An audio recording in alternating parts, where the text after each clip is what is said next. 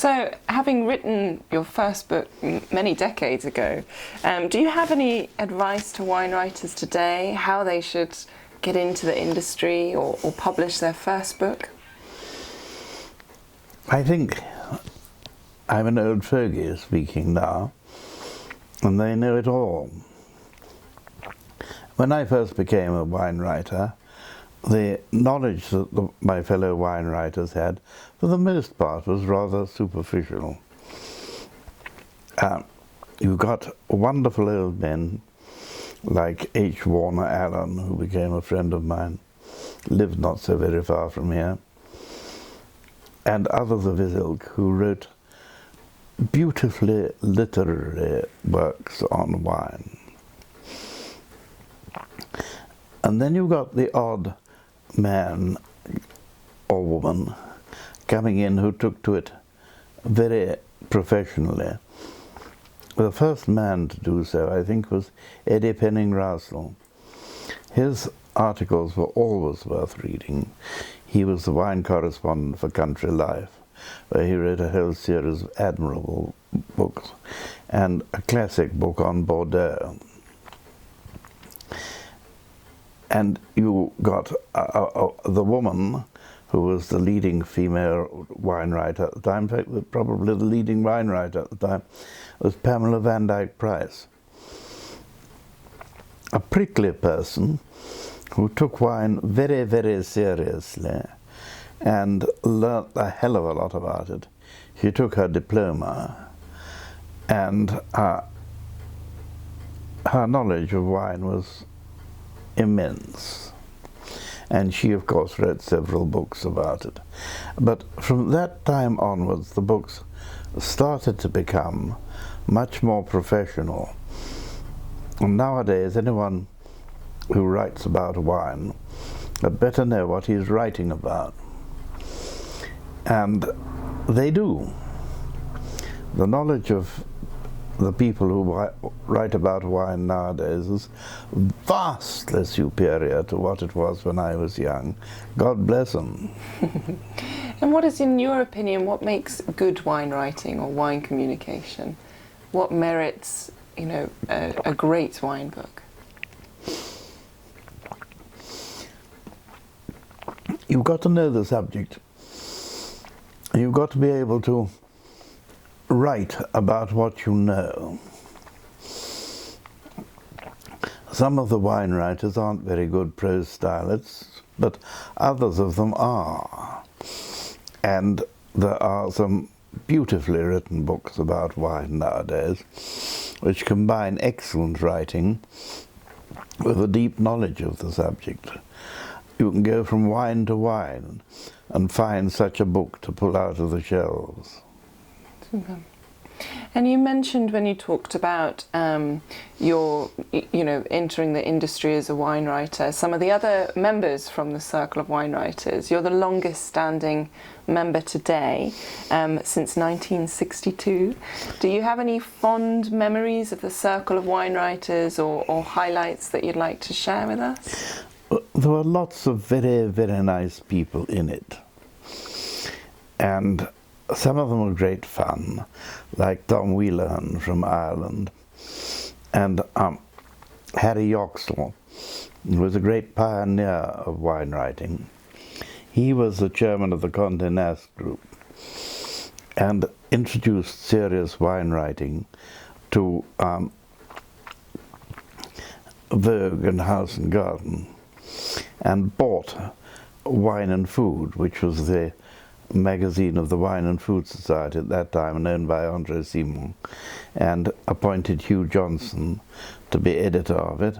And Hugh went off to write his Atlas of Wines, one of the great classic wine books. And I took over from Hugh and edited it for a time, and Pamela Van Dyke Price took over from me. That time I got too busy at the bar to do anything else. But there were lots of people who were rather fun. Glyn Hardwick was one of them, solicitor to the Port of London Authority. And we he read the most amusing briefs, because he used to brief me to prosecute on his behalf from time to time. And my clerks longed for his briefs to come in, because they were always such a good read. They'd take them away and read them. He had a wonderfully light touch in describing the crooks that he was dealing with.